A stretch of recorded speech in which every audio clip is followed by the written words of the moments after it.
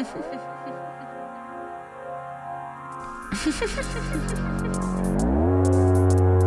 quality. I got it. I got this. You got it. You got it. My chart says so.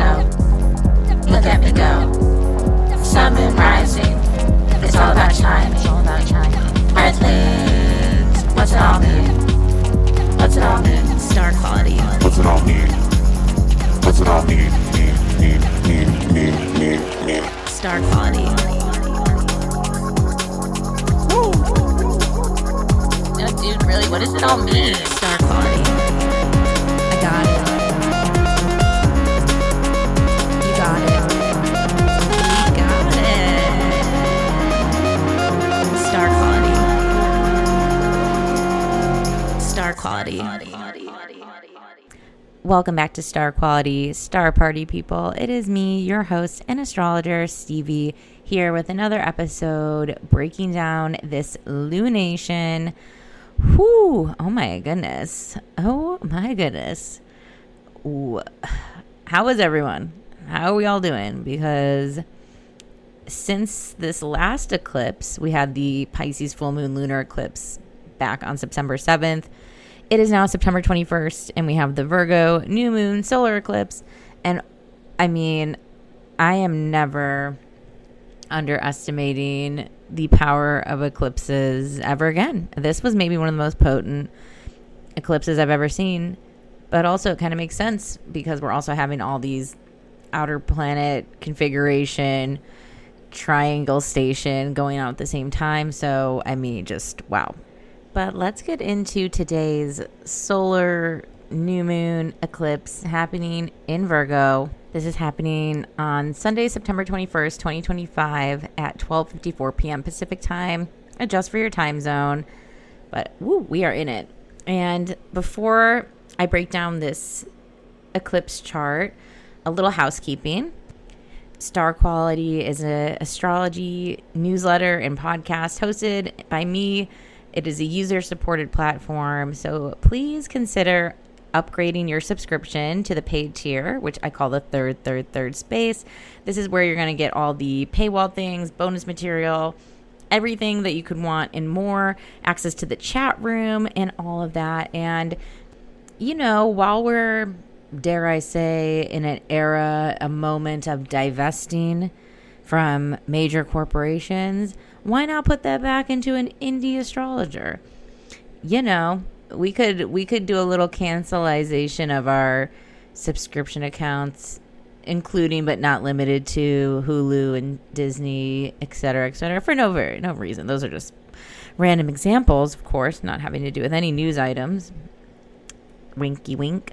But yeah, so if you would like to join for $7.77 a month, which is basically like buying me a coffee every month, which I greatly appreciate because if I had it my way, I would drink out, like eat out. I would drink out every day. I would have a coffee from my coffee shop every day.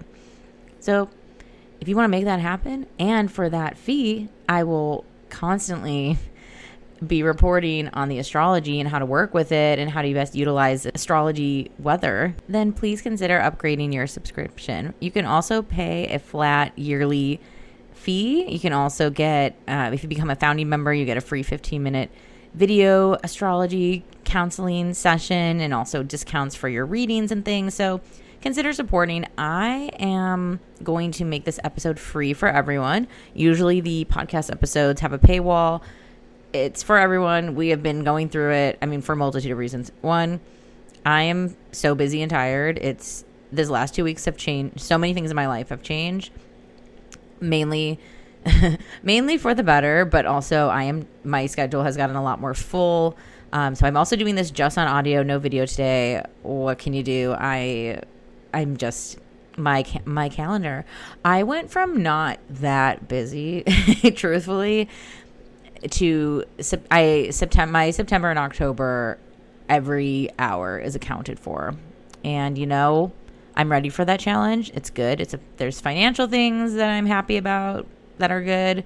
There's projects and opportunities, XYZ. So anyways, But yeah, so mommy is at capacity. Mommy's a little spent, but nevertheless, she's here to report on the astro weather for you. And I mean, okay, we just got to dig in because just so much has changed. Like, I'm just blown away. So what are eclipses, right? Eclipses are where the sun and moon's light is obscured by the ecliptic. We've been having these eclipses in Virgo and Pisces. We had the Pisces lunar eclipse back on September 7th. I would say that eclipse was a kind of nice one. I don't know. I had a good time. I was at Oasis. It was fantastic. Actually going to a concert on this eclipse. I'm doing both eclipses with concerts. I'm going to see Air at the Hollywood Bowl. I'm very excited about this. Playing Moon Safari in full. Hell fucking yeah. Music, I mean, I was saying this yesterday. I was doing tarot reading at a bachelorette party, and they asked if they wanted to have me to have the music still playing, and it was like bachelorette party music. Like, we had like Britney Spears, we had Charlie XCX. It was bumping, and I was like, keep it on. I like it. Dare I say, I love music. Music is healing. A group experience is healing. Oasis was fantastic. If you have the option or possibility or slight interest and means to go see them, do it. Just do it. Do it. But let me jog your memory for a second. This is also our second Virgo new moon.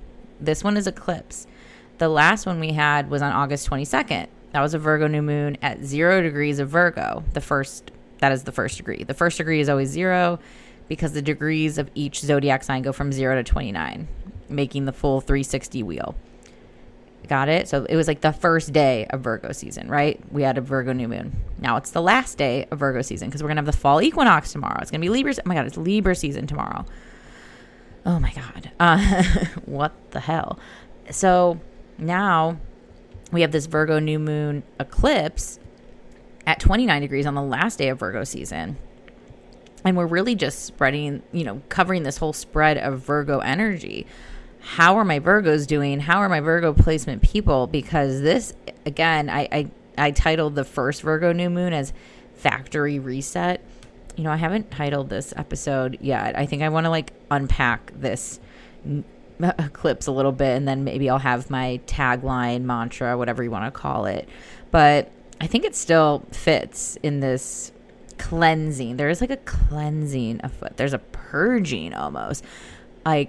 Oh my God, almost everyone I've been talking to is just so they're at their edge. I'm done with this type of behavior, people, situations. This is just not for me. This doesn't look like my life anymore. I'm not into this. No. So yeah, I do think eclipses, because they are really charged times of new beginnings and endings and things of chapters that we can really benchmark. And it makes sense, right? Eclipses come every 6 months ish. And I think that makes sense in terms of a timeline. It is a really big checking in. And it's not unless it's during that celestial season, for us, it's going to be during Virgo and Pisces season is when we have these eclipses. So we're feeling this in the fall and spring. We're getting a lot of fall and spring check-in times. So let's just start talking about all the aspects and transits and things that are happening in this chart. I'm going to put an image of the chart in the show notes. It is set for where I am in Los Angeles, so adjust for your time zone. That's just going to change the rising sign, but it can also be interesting to look at your city's rising and see if that is impacting the flavor of your eclipse experience. So let's take a look at the sun and moon aspects first. Of course, the sun and moon are at the same degree because it is a new moon, whether it's an eclipse or not. They are at the same position as when the moon is the darkest, when we see the black moon in the sky. And this is literally a new moon, black moon. So when we have 2 full moons in the same month, we call that a blue moon. When we have 2 new moons in the same month, we call it a black moon. This one's not technically in the same month because we had the Virgo new moon back in August, but astrologically, this is a black new moon. The first thing that jumps out is that there's not just one 29 degree thing happening here with the sun and moon at 29 degrees of Virgo, but also Mars is at 29 degrees in Libra. So we're going to have Mars move into Scorpio tomorrow. So we're on this final day. And when things are at 29 degrees, when they're at the sign that's about to cross over, it's extra intense. It's called an anaretic degree. You might know this as a cusp, right? A cusp is just the line in the sand of when a sign changes over, because there's always a position in the sky where it's like, okay, well, now it's in the Libra section of the sky. Now it's in the Scorpio section. Like when when people are like, I'm a cusp, I'm like a Cancer Leo, it's like, but you were born on, depending on what time you're born, you are on one side of that or the other. Can there be influential energy? I don't know. I think it's more decans. Most likely to, if you're a cusp, you probably have other planets in that sign, because Mercury and Venus never travel too far from the sun. So anyways, I digress. We can talk about it another time. So there's a few interesting things going on. First, it's out of sign, but there is trines happening from Uranus and Pluto to the sun and moon. Because it's almost in Libra, it's still getting that trine effect, even though it's an out of sign trine, because trines happen when all the planets are in the same element. But this is in Virgo, an earth sign. This is an air trine, but there is a grand air trine going on with Mercury, and we'll talk about that in a second, because Mercury is co-present with the sun and moon out of sign in Libra, which just took place, and I just wrote about it. The sun and moon are sitting in opposition to Neptune and Saturn that are still together. And this is just going to be, it's funny because now that I'm, forecasting ahead, this outer planet minor grand trine is just a consistent, and it's like, will I get bored of talking about it because it's not changing for so long and going to be making the same configuration for like ever? We'll see. But they're doing that same thing they're doing. Pluto is trining Uranus. Pluto is sextiling Saturn and Neptune. Uranus is sextiling Saturn and Neptune. They are in this minor grand trine, this little mini triangle, for like the next 5 years. So that isn't anything new, but it still plays a factor here in this eclipse chart. And so we have Mercury in Libra nearby. So Mercury is part of this story, but it's no longer in Virgo. Our last eclipse, Mercury was in Virgo. So we have a totally different message coming into this eclipse than we did from the last eclipse. We didn't carry on the mercurial message. And that's important because we have this eclipse in a mercurial sign. Virgo is associated with the planet Mercury. It is about our conversations, our connections, and oh my God. I mean, elephant in the room, obviously. The assassination of Charlie Kirk was a major turning point in all this, right? And I mean, as I'm recording this, they're doing his big mega church memorial service right now. I mean, what can I say without being sent to the gulag? I don't mourn white supremacists. That's just not for me. I don't condone murder, but also I don't weep for bigots. That's just where I stand. And also, while I'm here, let me just say, for anyone who's defending his legacy that he was a really good debater, I don't know if you know this, but in debates you usually have moderators. In debates you usually have people who say that person won and that person didn't. Also in debates you should actually have the intellectual ability to argue for the side you don't agree with. I've never seen from his body of work, well, first of all, I wasn't familiar with it. I didn't watch that shit because it's evil and heinous and just like boring, truthfully. I'm from the suburb next to him. He grew up like in the same Chicagoland suburb, which is hilarious to me to think of a guy like this being from there, because talk about like no problems. Like talk about it's just like a liberal near Chicago. Like I'm just like, what was his issue? You know what I mean? Like you grew up in like a predominantly white suburb like near Chicago where nothing bad happens. Like I just don't understand fear. I don't really understand like operating from fear, but whatevs. But then I remember it's not fear, it's just white supremacy and racism. Anyways, whatever. And now feeling like we're in this McCarthy era where even if I say this, that it's illegal because we're this guy whose whole messaging was First Amendment rights. Now we've taken this and been like, well, not those ones, for people saying anything negative about him. Like these people didn't celebrate like the deaths of George Floyd and made fun of everything. Like it's just, I don't know. I'm getting a little tired with the idiocracy era, not gonna lie. I'm not loving it coming into full reality. But yeah, I just want to, my statement, and then I'll wrap this up because I just don't care about this guy, is you're not a good debater if you can't debate the other side. Never saw him debate the other side. His whole thing was prove me wrong. There was no one there to even say, yes, you were proven wrong. I don't understand how you can constantly host a platform where you say that you are encouraging speech. This whole revisionist history of like, it actually had us all talking. It's like, no, it was a platform to him make money so he could try to pwn college students who weren't prepared to, quote, debate. And then all of the clips of him ever debating anyone who was ready to debate, like these students at, oh my God, it was the college in the UK. Oh my God, what's like the big one? Cambridge, thank you. You know, it's all like selectively edited, selectively whatever. All those Cambridge students who were actually like debate students came with their arguments, and I would say they did win, but there's never a moderator. And we never actually got to see if Charlie was, quote, a great debater, because he never debated any other point of view besides his ideology. So anyways, that's my, just outside of, even if I agreed with this guy, let's say like he was a guy who matched all of my leftist viewpoints, I think a leftist should also, if they are technically a good debater, be able to debate the opposition side, which he never did. Because he couldn't, because he didn't care about debating. He just cared about having a platform for his like extremely Christian nationalist ideologies. And that's just the fucking truth. And then while we're in the topics of now, you know, then Jimmy Kimmel getting pulled because he played a clip of Trump saying what he said, that he doesn't really mourn or care about Charlie Kirk, and he just cares about his ballroom. I mean, which is like just the hilarious twist of being a pawn in any sort of fascist regime, is like, you're so indispensable, like it doesn't matter. But I guess they're mad because they convoluted this shooter with being MAGA. Anyways, literally, like, I saw this really great TikTok of this gal from Brazil just talking about when your government start to go down, right? And like how to cope or whatever you want to call it through that. And just becoming more ungovernable and partying and not giving a shit. And I was kind of like, you know, that was a nice message to hear.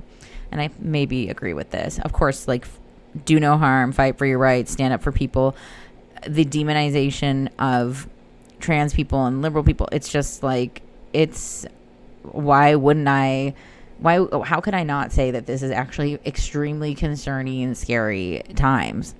To quote Mugatu from Zoolander, I feel like I'm taking crazy pills. But also, this has been the reality for a while. And I think that's the part of, like, you know, back to that post I made of, like, when will things get better? It's like, this is what we're in store for the immediate future. So no one's coming to save us. We have to stand up for ourselves. We have to stand up for our neighbors. We have to protect our peace, enjoy our lives as best as we can, while also making sure that we can help people whose lives aren't being enjoyed, that are being infringed on, or protected as best as we can. But, you know, we're all in this together. So back to Mercury in Libra, in the sign of justice and regulations and debates and legality. It's making this grand air trine with Pluto and Uranus. All the air is together here, and we're in this energy for a bit. We also now have Venus and Virgo, post to still come. Mercury and Venus are in a mutual reception with each other. Mutual receptions are where signs or planets are in the signs of like their home turf, but it's flipped. So Mercury normally likes to be in Virgo, but it's in Venus. Venus normally likes to be in Libra, but it's in Virgo. So they enhance each other's powers. So Mercury and Venus are in a really strong connection right now, even though they're not in their home turf. And even though Venus is usually not that happy in Virgo, it gets an extra boost. I think mutual receptions, even if your planet is in a, quote, weaker position, makes it stronger. Just from my lived experience, what I've seen in charts, just historical study data. I swear this all ties in. But so Mercury and Venus are now in this swoop connection together. And it is really about matters of the heart, matters of your principles, what you value and care about. And again, this can be in this societal viewpoint, or we can apply this especially to romantic relationships. I mean, this Libra Mars at this 29 degrees is big. What are we? What's up? Where are we going? Before it moves into really passionate Scorpio tomorrow, it's like, where should I put that passion? Because I don't want to waste it. And so, Pluto and Uranus are definitely encouraging that change, the rebirth, the openness to letting things transform. The anchor of Saturn now in Pisces, Neptune's still in Aries, opposite from Mercury, the sun, the moon. It really is this anchor of like, there's still so much that we don't know. And I hate to keep relaying this, but it's sort of just where we are, is that there's a lot that is still, the rules are still being written. I mean, we're even seeing this with TikTok, right? Like, is this ban happening? Is it not? Same with the H-1B visas. I think that's what it's called. But it's like, what is going on? Is it all the new visas or is it existing visas? So confusing, so annoying, constantly changing, literally made difficult on purpose. So also in this, where can the things outside of governmental things, where can the things in life that have been made difficult for difficulty's sake, where can we simplify? Where can we clear, cleanse, and release? Again, the South Node's in Virgo. This is a South Node new moon. Normally, new moons are about newness and calling in and whatever. South Nodes are about dumping out the bucket, dumping out the muck, cleansing the brain. Honestly, it's giving phone break. You know what I mean? It's giving a little bit. Doesn't mean we have to, choose ignorance. But if you need to log off, honey, I do not blame you. Log on off. Maybe you keep Substack. Just me. Kidding. You can do whatever you want. Whatever is helpful to your brain, to your Mercury, to your communication, to your processing.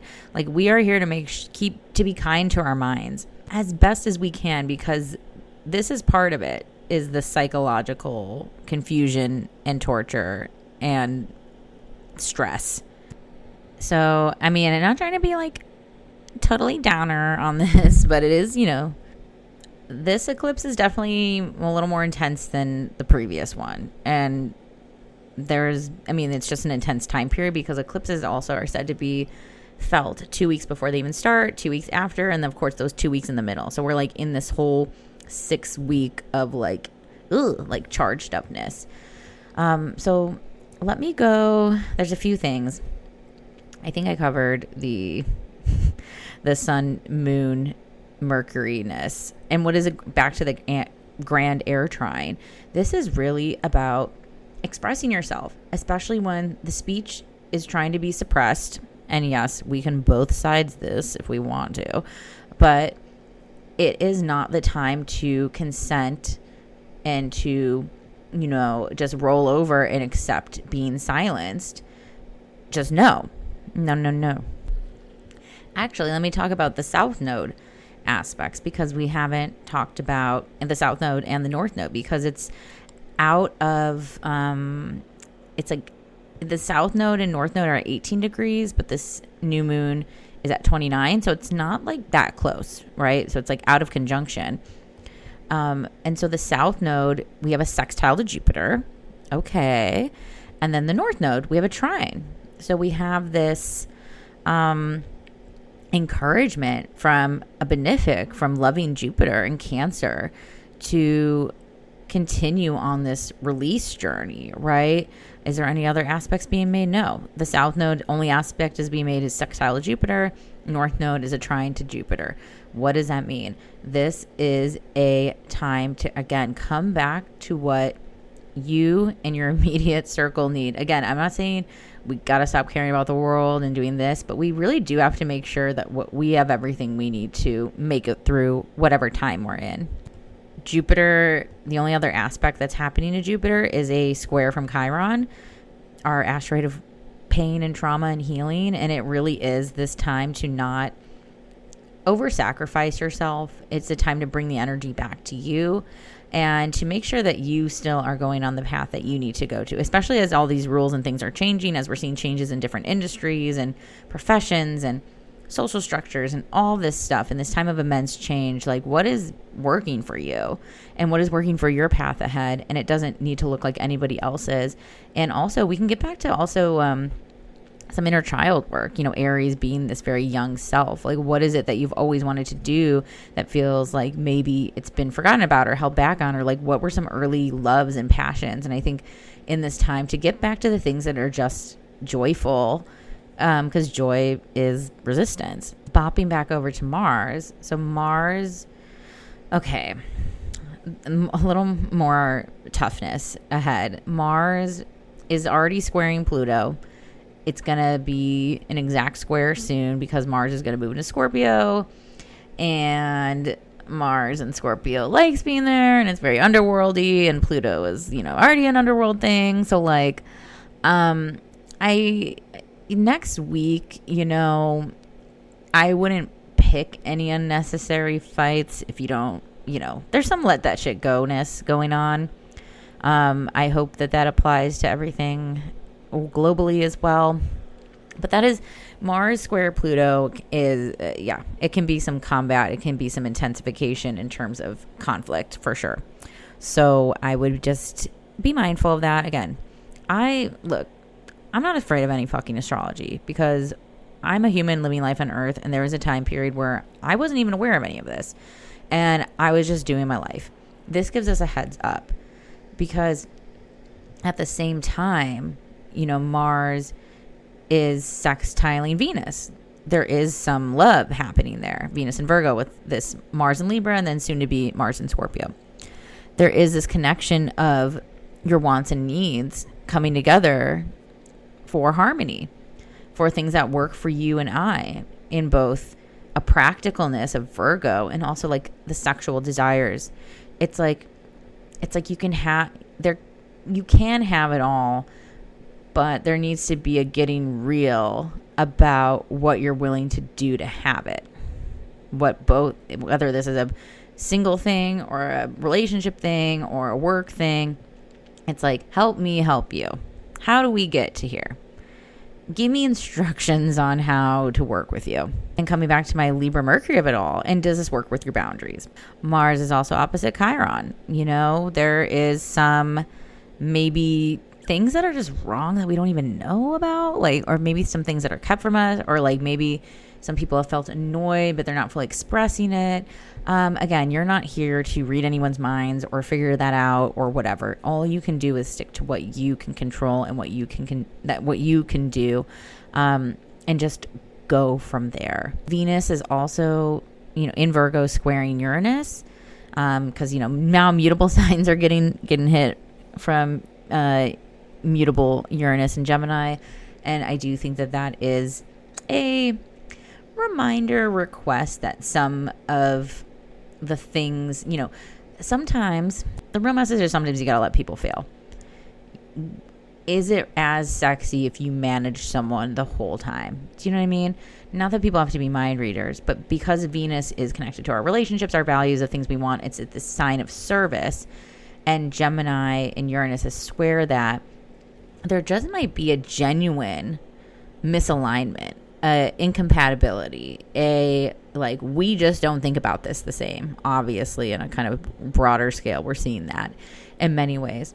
But applying this to your life, where can you get real and stop self-sacrificing? Because Virgo Venus can be like, it's fine, I can just do this myself. And it's like, well, but you wanted that person to do this.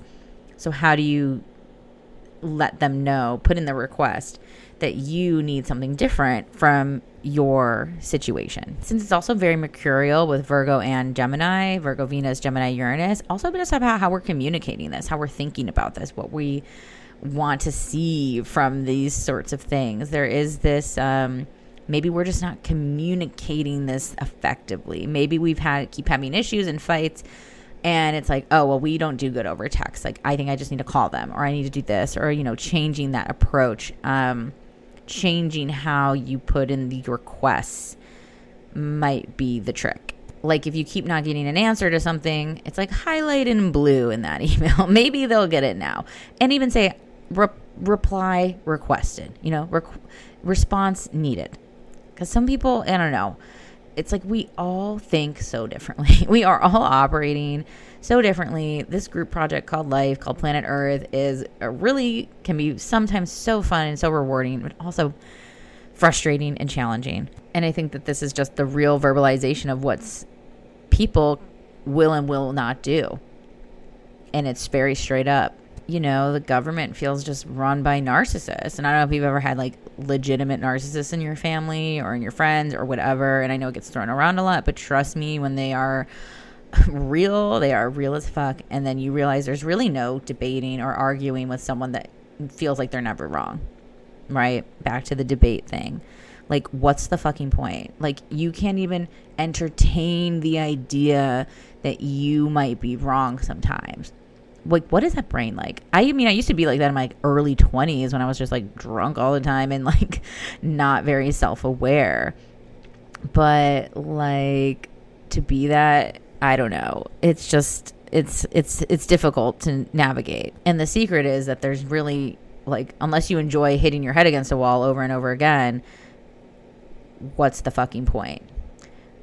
I think the mantra of this eclipse is a 3-phrase thing. I just keep coming back to clear, cleanse, release. Clear, cleanse, release. Getting clear on what everything is. What even is this? Can we name this? Can you tell me who you are? What is your title? What is this thing? What are we? Cleanse. Okay. Maybe I don't really need, this so consistently around me. And the Virgo-ness is very cleanse. Because Virgos, whether you're a cleanly Virgo or not, they are into the cleanliness, into the I don't want to say purification, because in this climate it's just been like, I don't mean it in any gross sort of way, but I think cleansing, when you just felt like overwhelmed, burning, when you just like need to shower, like, oh, I can think clearer once I've literally washed off the day from me, the energy of that person, that's the kind of cleanse I'm feeling. And then release. Clear, cleanse, release. It's not your thing. Cord cuttings right now, I think, are going to be major. Like, I think going to be necessary. And you know what? Let me look up the Sabian symbol for 29 degrees of Virgo, because it feels real necessary. Did I look up the 0 degrees? Maybe we can look at where we were and where we came from. But before I do that, let me just make sure I covered all the planets in this chart, which I think I did. Outer planets plus Saturn are still in their real, new era. Saturn is maybe getting back, because it's in Pisces, back to some, again, back to beliefs as well, like back into what it is that you really are connected to. This grand air trine with Mercury is to let it out and to speak, to do air things.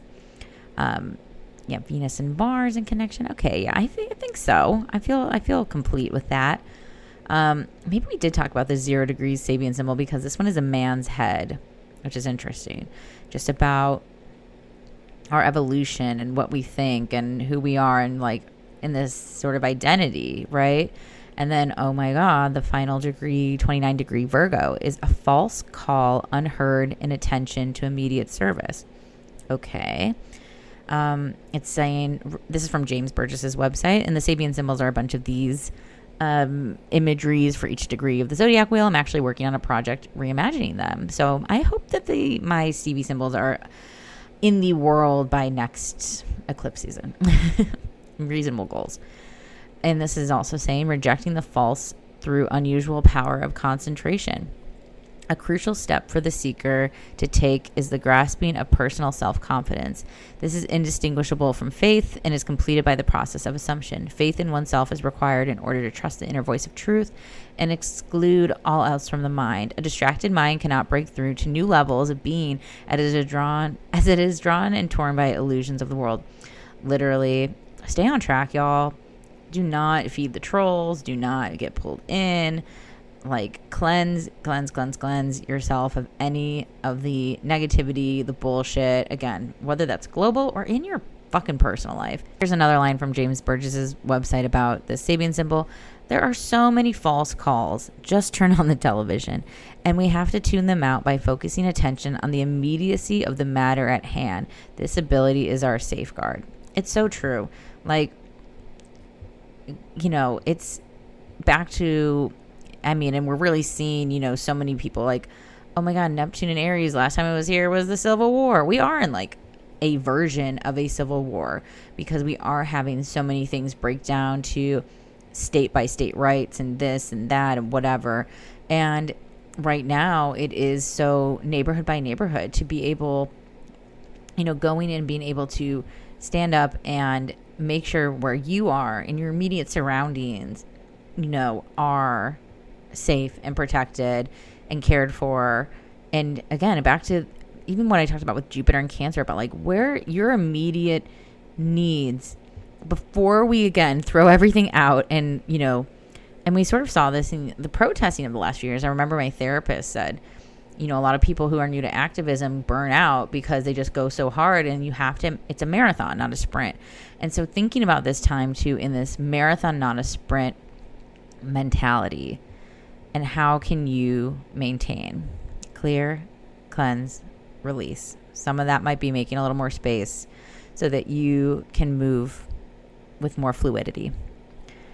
Okay, y'all, we will be just fine. I promise. You got this.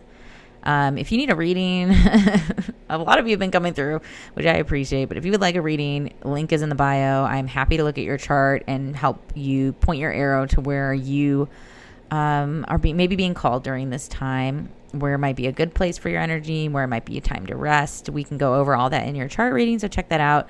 Link in show notes.